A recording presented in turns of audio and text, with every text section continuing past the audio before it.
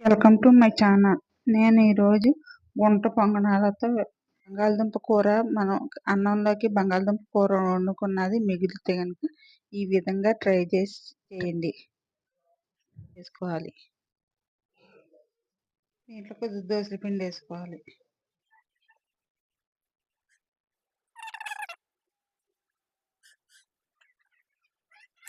ఇవి పెట్టేసుకోవాలి.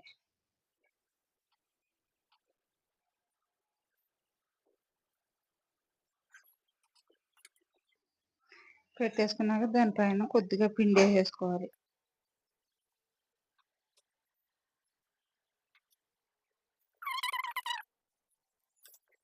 తీసుకొని మగ్గించుకోవాలి. ఒక 5 ఇవన్నీ తిప్పేసుకోవాలి.